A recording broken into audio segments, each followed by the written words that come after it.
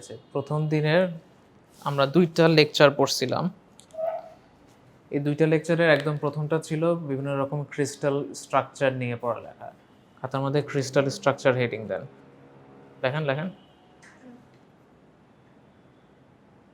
Crystal structure.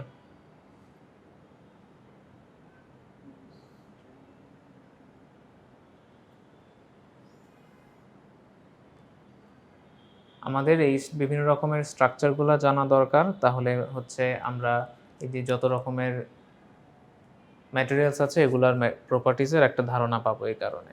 তো এই structure ৪ রকমের আছে, এই ৪টা হচ্ছে এই স্লাইডের মধ্যে আমরা দেখছিলাম কি, কি। আয়নিক, কোভ্যালেন্ট, মেটালিক, মলিকুলার, এই ৪ রকমের। এই ৪টার নামকরণ হয়েছে এই ৪টার মধ্যে যে রকমের কেমিক্যাল বন্ড আছে ওইটার নাম অনুযায়ী। সমযোজী বন্ধন আয়নিক বন্ধন পড়ছিলেন না? সমযোজীর ইংলিশ কোভ্যালেন্ট, যেগুলোতে সমযোজী বন্ধন থাকে ওই স্ট্রাকচারগুলা, ওই ক্রিস্টালগুলোকে বলি কোভ্যালেন্ট নেটওয়ার্ক বা কোভ্যালেন্ট স্ট্রাকচার। তো ওরকমই একদম শুরুর দিকে দেখতেছি যে এখানে হচ্ছে কোন রকমের ক্রিস্টালাইন সলিডে কিছু এক্সাম্পল আর হচ্ছে এর একটা প্রপার্টিস মেল্টিং পয়েন্ট দেওয়া। মেল্টিং পয়েন্টটা তো জরুরি না, একটা ধারণা পাওয়া যায় যে কোনটা কতটুকু তাড়াতাড়ি গলে যাবে বা বেশি তাপমাত্রা দিতে হবে। এটা আমার দরকার হচ্ছে কিছু এক্সাম্পল মনে রাখতে হবে, এগুলো পরীক্ষায় আসতে পারে যে কোন ক্রিস্টালাইন সলিড বা ক্রিস্টাল স্ট্রাকচার, আয়নিকের এক্সাম্পল কি, কোভ্যালেন্টের বা মেটালিকের এক্সাম্পল কি, এগুলা। তারপরে হচ্ছে আমরা কিছু ডিটেলস আমরা দেখছিলাম, যেমন আয়নিক ক্রিস্টালের মধ্যে আছে আমার আয়নিক বন্ধন, যেখানের মধ্যে অ্যানায়ন থাকবে, ক্যাটায়ন থাকবে, নামগুলো তো মনে থাকার কথা। ইলেকট্রন শেয়ারের মাধ্যমে যেই ইলেকট্রন শেয়ার হয় না অ্যাকচুয়ালি, একটাতে ইলেকট্রন একটা বেশি থাকলে আরেকটাতে যদি ইলেকট্রন কম থাকে তাহলে যার বেশি আছে সে একটা ইলেকট্রন দান করে দেয়, এর মাধ্যমে আমার আয়নিক বন্ধনগুলো হয়। তো আমার এত কেমিস্ট্রি ডিটেলস লাগবে না, আমার জানা থাকা লাগবে কয় রকমের স্ট্রাকচার আছে, ৪ রকমের। এগুলার নামকরণ হচ্ছে এগুলোর কেমিক্যাল বন্ডের মাধ্যমে, আর এগুলোর এক্সাম্পল জানা থাকা লাগবে। আর অল্প কিছু ডিটেলস লাগবে, যেমন আয়নিক ক্রিস্টালের মধ্যে আমার অল্টারনেটিং পজিটিভলি চার্জড ক্যাটায়ন্স এবং নেগেটিভলি চার্জড অ্যানায়ন্স থাকে। ফার্স্ট যে সেন্টেন্সটা ওইটার কথা বললাম। এরপর একটা ছিল মেটালিক ক্রিস্টাল, এটা হচ্ছে সবচেয়ে সিম্পল, যত রকমের মেটাল আছে সবগুলাই হচ্ছে মেটালিক ক্রিস্টাল। আমার গোল্ড, প্লাটিনাম, কপার যত রকমের আছে সবগুলা। এবং এটার একটা সিগনিফিক্যান্ট ক্যারেক্টারিস্টিক সেটা মনে রাখতে হবে যে এগুলোতে প্রচুর ইলেকট্রন থাকে, ফ্রি ইলেকট্রন থাকে। প্রথম সেন্টেন্সে সেটা বলা আছে। আমার এই যে মেটাল ক্যাটায়ন যেগুলা surrounded by a sea of mobile valence electrons, এই মোবাইল ভ্যালেন্সের আরেকটা সমার্থক শব্দ বলা যায় ফ্রি ইলেকট্রন। একদম উপরের ডায়াগ্রামটা হচ্ছে সেই মেটালিক ক্রিস্টালের একটা ছবি দেওয়া। প্লাসগুলো হচ্ছে মেটাল আয়ন, আর যে ইয়েলো কালার ওগুলো হচ্ছে electron, free electron. Delocalised electron বলা হচ্ছে কারণ এগুলো এক জায়গায় সীমাবদ্ধ থাকে না, বিভিন্ন জায়গায় ঘোরাঘুরি করতে থাকে। আর কিছু এক্সাম্পল লাগবে, উপরের একদম উপরে যে চারটা ওখানের মধ্যে দেওয়া ছিল ওগুলো একটু দেখতে হবে। তারপরে ছিল হচ্ছে কোভ্যালেন্ট নেটওয়ার্ক ক্রিস্টালস বা কোভ্যালেন্ট ক্রিস্টালস, যেটাতে কোভ্যালেন্ট বন্ড থাকবে ওগুলা। ওটার কিছু এক্সাম্পল আমার লাগবে, আর কিছু কয়েকটা বৈশিষ্ট্য লাগবে আমার। মূলত বৈশিষ্ট্যগুলো জানা থাকা লাগবে, পয়েন্ট আকারে নোট করে রাখতে পারেন। যেমন পরেও সামারাইজ করে দেওয়া থাকবে, ওখান থেকেও পড়ে নিতে পারবেন সহজে। আর লাস্ট ছিল মলিকুলার ক্রিস্টাল, যেগুলোতে মলিকুলার একটা উইক মলিকুলার ফোর্সের মাধ্যমে এই ক্রিস্টালগুলো ফর্ম করে। মূলত আপনারা এর আগে হয়তো ৩টাই পড়ছিলেন, আয়নিক বন্ধন, সমযোজী আর ধাতব বন্ধন। মলিকুলার ক্রিস্টালটা হয়তো এত পড়ানো হয় না স্কুল কলেজে। তো মলিকুলারটা হচ্ছে যেমন বরফ, যেটা বরফ কিন্তু একটা সলিডের মতোই থাকে। তো ড্রাই আইস আছে বেটার একটা এক্সাম্পল। ড্রাই আইস শক্ত, তবে সেটার বন্ধনটা খুবই ভঙ্গুর, মানে চাইলেই ভেঙে ফেলা যায়। এরকম হচ্ছে মলিকুলার ক্রিস্টাল, পানির অণু যেটা থাকে।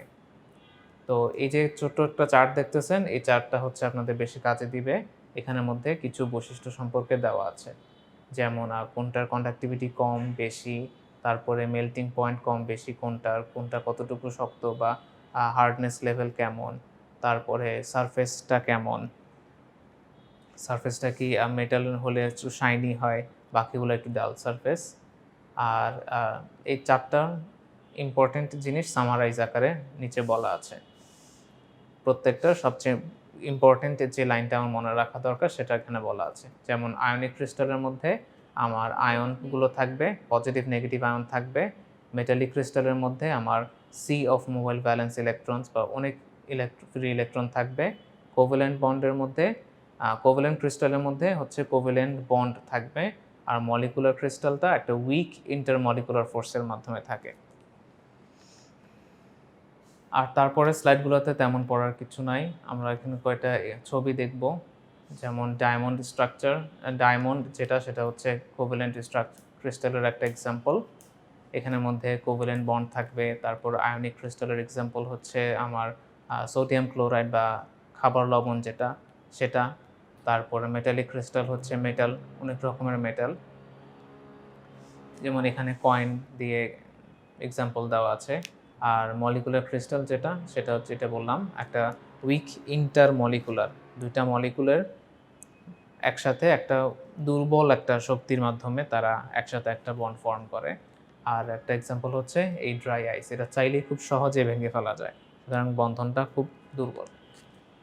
এতটুকুই ছিল আমাদের প্রথম স্লাইডটা। তারপর আমরা আরও কিছু জিনিস দেখছিলাম।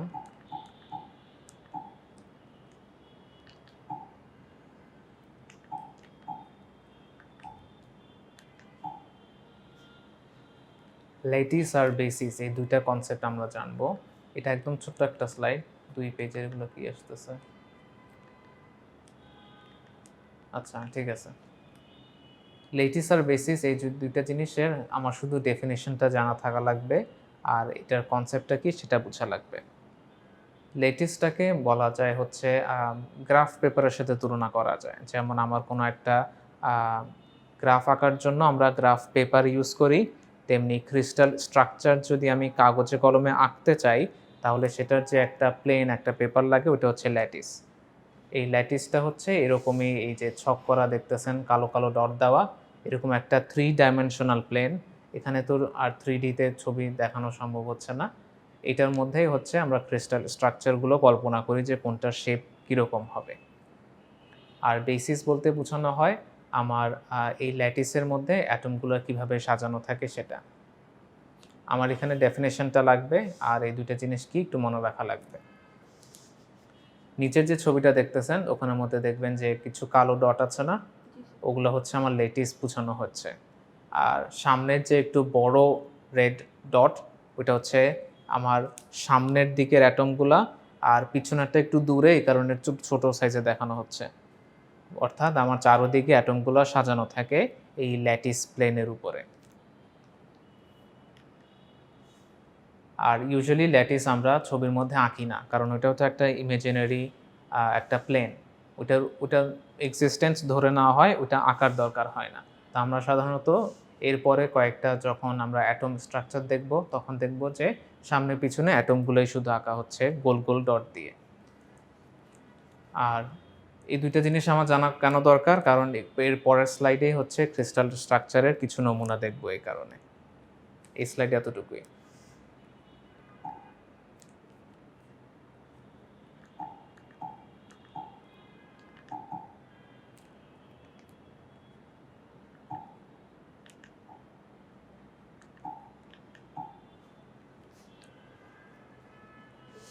তারপরে এটা হচ্ছে আমাদের থার্ড স্লাইড। এখানে একদম প্রথমে শুরুতে আমরা একটা জিনিস জানবো, সেটা হচ্ছে ব্রাভাইস ল্যাটিস। ল্যাটিস কি মাত্র জানলাম।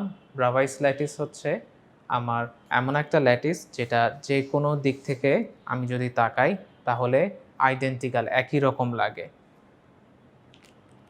আর তার পরবর্তীতে আরেকটা জিনিস আমার জানা থাকা লাগবে, সেটা হচ্ছে ইউনিট সেল। অর্থাৎ একটা ক্রিস্টাল তো অনেক বড়, মানে এর অ্যাটমিক স্ট্রাকচারগুলো একটা ছোট ইউনিট, ওইটাই সেম রিপিট হতে থাকে, তারপরে সেটা নিয়েই একটা বড় একটা ক্রিস্টাল তৈরি হয়। কথাটা বুঝতে পারতেছেন? ছোট একটা আইডেন্টিক্যাল একটা বক্স থাকবে, ওরকম বক্স কোটি কোটি থাকবে, পুরোটা মিলে একটা ক্রিস্টাল হয়। তো এই যে ছোট্ট যে ইউনিটটা, ওটাকে বলা হয় ইউনিট সেল। সো আমার ইউনিট সেল কী জিনিস সেটা জানা থাকা লাগবে। তারপরে আমরা কয়েকটা জিনিস এখানে দেখব, ব্রাভাইস ল্যাটিস টোটাল 14 টাইপের হয়। এই 14টার মধ্যে আমরা সাধারণত আমরা 3 ডাইমেনশনাল স্পেসের মধ্যে আমরা যে 7টা এক্সাম্পল পাই ওই 7টাই মূলত পড়ব। সুতরাং এই স্লাইড থেকে আমার ইম্পর্ট্যান্ট হচ্ছে 7 রকমের যে ইউনিট সেল স্ট্রাকচার আছে ওই 7 রকম এর নাম, এর কয়েকটা গুণাবলী এবং এগুলোর ছবি কেমন হবে সেটা আমার জানা থাকা লাগবে।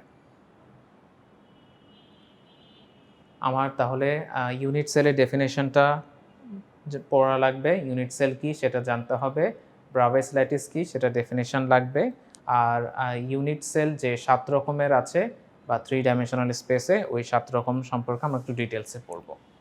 তো একদম প্রথমটা হচ্ছে কিউবিক সিস্টেম। দেখতে কিউবের মতো, এই কারণে নাম হচ্ছে কিউবিক সিস্টেম। নিচে 3টা ছবি দেওয়া আছে। আমার এটার 2টা জিনিস একটু মনে রাখতে হবে যে বাহুগুলা কোনটা সমান অসমান আর কোনটা কত ডিগ্রি কোণে, যেটা প্রত্যেকটাতে 2টা লাইনে দেওয়া থাকবে। যেমন উপরে দেওয়া আছে A B C equal, A equal B equal C, মানে 3 বাহুই সমান দৈর্ঘ্য আর অ্যাঙ্গেলগুলো সব 90 ডিগ্রি। এই 2টা জিনিস মনে থাকলেই হবে। এটা হচ্ছে আমার কিউবিক সিস্টেম, দেখতে কিউবের মতো। আর নিচে হচ্ছে আরও কয়েকটা ভেরিয়েশন দেখানো হচ্ছে, যেমন এই কিউবের মাঝখানে যদি একটা অ্যাটম থাকে তাহলে সেটাকে আমরা বলি body centred cubic unit cell. বডির মাঝখানে আরেকটা অ্যাটম আছে। তারপর এর আরও একটা ভেরিয়েশন হতে পারে ফেস সেন্টার্ড, অর্থাৎ প্রতিটা প্লেনে ফেসের একদম মাঝখানে একটা করে ইউনিট সেল। এগুলো 2Dতে ছবিটা দেখলে অনেক হিজিবিজি লাগে, 3Dতে দেখতে পারলে সুবিধা হতো। 3D আসলে ওরকম প্রপার ইমেজ আমি এখনও খুঁজে পাইনি। তো আমাদের জানা লাগবে হচ্ছে নাম, প্রথম নামটা হচ্ছে কিউবিক সিস্টেম, আর হচ্ছে এর 2টা জিনিস মনে রাখা লাগবে।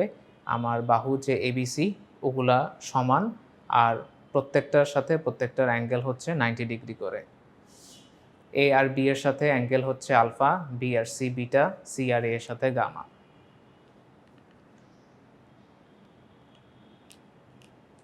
তারপরে সেকেন্ডটা হচ্ছে অর্থরম্বিক, নামগুলো একটু মনে রাখা লাগবে। ও আরেকটা জিনিস, আমার টোটাল 3টা জিনিস আপনারা পড়বেন এই প্রত্যেকটাতে, কিউবিক সিস্টেম সহ প্রত্যেক 7 রকমের। এগুলোর হচ্ছে নাম মনে রাখা লাগবে, এর হচ্ছে বাহু আর অ্যাঙ্গেলটা, আর তার চেয়েও বেশি ইম্পর্ট্যান্ট হচ্ছে এক্সাম্পলগুলো আসতে পারে পরীক্ষায়, যে প্রতিটার একটা 2টা করে এক্সাম্পল পড়ে রাখবেন। যেমন এটার একটা এক্সাম্পল হচ্ছে পোলোনিয়াম এবং আরেকটা এক্সাম্পল হচ্ছে কপার। তারপরে সেকেন্ডে অর্থরম্বিকের মধ্যে বাহু একটাও সেম না, দেখতে কিন্তু কিউবের মতোই লাগে কিন্তু বাহু একটাও সেম না, আর অ্যাঙ্গেলগুলো 90 ডিগ্রি হবে। আর হচ্ছে এটা হচ্ছে সেটার ছবিগুলো আপনাদের এত আঁকার দরকার পড়বে না, আপনাদের নামগুলো লাগবে আর হচ্ছে ক্যারেক্টারিস্টিকগুলো জানা থাকা দরকার, যে বাহুগুলো সেম নাকি অ্যাঙ্গেল কোনটা কত। আর লাগবে হচ্ছে এক্সাম্পল। এখানে বেশ কয়েকটা এক্সাম্পল দেওয়া আছে, তার মধ্যে পটাশিয়াম নাইট্রেট একটা এক্সাম্পল, এটা মনে রাখা সহজ। তার উপরেরটা নাম একটু কঠিন, ম্যাগনেসিয়াম সালফেট হেপ্টাথাইলেট, হেপ্টাহাইড্রেট। শুরুর দিকে একটু কেমিস্ট্রির পড়া বেশি, তারপরে যে জিনিসগুলো পড়বো ওগুলো হচ্ছে ফিজিক্স। এই কোর্সটাতে আপনাদের হচ্ছে একটু ডেসক্রিপটিভ পড়ালেখা বেশি, এবং সাধারণত দেখা যায় যে যারা হচ্ছে এই ম্যাটেরিয়ালস রিলেটেড কিংবা ম্যাটেরিয়ালস রিলেটেড রিসার্চ বা হায়ার স্টাডিজে ফার্দার আরও কোনো কোর্স নেবে তাদেরই এই কোর্সটা কাজে দেয়। এই কারণে নতুন সিলেবাসে চিন্তা করা হচ্ছে যে এই কোর্সটা অপশনাল করে দেওয়ার জন্য। কারো যদি কেউ নিতে চায় তাহলে নিবে, বাট ম্যান্ডেটরি যেন না রাখা হয়। কিন্তু আপনাদের এখন পর্যন্ত সিলেবাসে এটা ম্যান্ডেটরি কোর্স হিসেবে আছে। আচ্ছা, আমাদের এক্সাম্পলগুলো লাগবে। তারপরে 3 নম্বরের নাম নিচেই আছে, একদম নিচে টেট্রাগোনাল সিস্টেম। টেট্রাগোনাল সিস্টেম হচ্ছে আমার 2টা বাহু সমান কিন্তু একটা অসমান, আর অ্যাঙ্গেল সব 90 ডিগ্রি। আর এর একটা এক্সাম্পল হচ্ছে টাইটানিয়াম ডাইঅক্সাইড। এরপর ফোর্থ মনোক্লিনিক, একটা বাহু সমান না, 2টা 90 ডিগ্রি কোণ, একটা বা 90 ডিগ্রি না। আর এটার এক্সাম্পল হচ্ছে সোডিয়াম সালফেট। এরপর ফিফথ এক্সাম্পল হচ্ছে ট্রাইক্লিনিক সিস্টেম। ট্রাইক্লিনিক সিস্টেমের কোনো বাহুই সমান না এবং একটা কোনো 90 ডিগ্রি না। আর এটারও একটা এক্সাম্পল আমার মনে রাখা লাগবে, সেটা হচ্ছে এখানে দেখেন নাম দেওয়া আছে পটাশিয়াম ডাইক্রোমেট। একটা এক্সাম্পল দেওয়া, একটু নোট করে করে পড়বেন নাম, তারপরে হচ্ছে বাহু আর কোণের ব্যাপারটা কেমন, আর হচ্ছে একটা দুইটা করে এক্সাম্পল। তারপরে হচ্ছে রম্বোহাইড্রেট, একদম লাস্টেরটা, ওইটারও বাহু সবগুলোই সমান, এ বি সি তিনটা সমান, এবং আমার কোনো একটা অ্যাঙ্গেলও 90 ডিগ্রি করে হবে না। এখানে আবার অ্যাঙ্গেলের ছবিগুলো দেওয়া আছে, আলফা কোনটা, বিটা কোনটা, গামা কোনটা। আমার এই ডায়াগ্রামটা আঁকার খুব একটা দরকার পড়বে না, আমার এক্সাম্পলগুলো জানা থাকা দরকার। আর এই রম্বোহিড্রাল সিস্টেম যেটা, সেটার একটা এক্সাম্পল হচ্ছে সোডিয়াম নাইট্রেট। আর আমার লাস্ট যেটা হেক্সাগোনাল, এখান থেকেই স্ট্রাকচারগুলো আরও জটিল হয়ে গেছে। আরও বাকি যেগুলো আছে ওগুলো 2 ডাইমেনশনালে এই স্ট্রাকচারগুলো আঁকা আরও কঠিন। এতটুকু পর্যন্তই আমরা বেশি দেখা যায়, ম্যাক্সিমাম এক্সাম্পলগুলো এই সাতটারই কোনো একটা। যেমন এই যে সোডিয়াম নাইট্রেট একটা ম্যাটেরিয়াল, এরকম আরও অনেক রকমের ম্যাটেরিয়ালগুলো যদি দেখা যায় যে কোনটার স্ট্রাকচার কেমন ইউনিট সেলের, তাহলে এই সাতটার মধ্যেই দেখা যায় যে সবগুলোর ম্যাক্সিমাম এই সাতটার মধ্যেই থাকে। এই কারণে এগুলো পড়তেছি। তো এটার স্পেসিফিকেশান হচ্ছে এ আর বি দুইটা বাহু সমান, বাট সি সমান না। আর হচ্ছে কোণ দুইটা 90 ডিগ্রি, একটা 120 ডিগ্রি। আর এটার একটা এক্সাম্পল হচ্ছে জিঙ্ক অক্সাইড আর বেরিলিয়াম অক্সাইড। আমরা লাস্ট এতটুকু পর্যন্তই শুক্রবার দিন পড়ছিলাম। শুক্রবার দিন হচ্ছে আবার আপনাদের এগুলো কি আসতেছে, ক্লাসের মধ্যে তো ওই দিন রেকর্ড করা যায় নাই, এই কারণে রেকর্ড করতে পারি নাই। আজকে আমরা বেশি সামনে আগাবো না, আমরা নেক্সট শুক্রবার থেকে মিলার ইন্ডিসেসটা পড়বো। আগামী শুক্রবার তো ক্লাস করবেন তাই না? যেহেতু শুক্রবারই আপনারা বেশি আসেন, ওই দিনই চেষ্টা করব যে ইম্পর্টেন্ট যতটুকু পড়ানো যায়। আর আরেকটা যে ক্লাস থাকে ওই শুক্রবার দিন যদি রেকর্ড করতে পারি তাহলে তো ভালো, আর না হলে আরেক দিন যে ক্লাস করবে ওই ক্লাসের মধ্যে আমরা বাকিটুকু রেকর্ড করে দিব, তাহলে ওইটুকু আবার ইউটিউবে পেয়ে যাবেন। তো এটা আর আজকে শুরু না করি, শুক্রবার দিনই শুরু করব।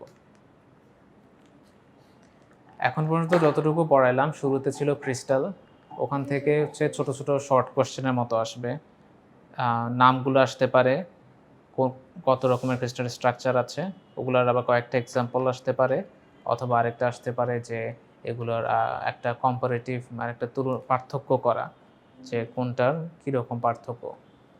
তারপরে সেকেন্ড স্লাইডের থেকে ল্যাটিস আর হচ্ছে বেসিস থেকে ডেফিনেশন ছাড়া তেমন কিছু আসার মতো নাই। আর ব্রাভাইস ল্যাটিস থেকে আমার ইম্পর্টেন্ট যেটা ওই যে 7টা ইউনিট সেল আছে ওগুলোর নাম আর ওগুলোর এক্সাম্পল, আর হচ্ছে এগুলোর ক্যারেক্টারিস্টিক্স বাহু আর অ্যাঙ্গেলগুলো।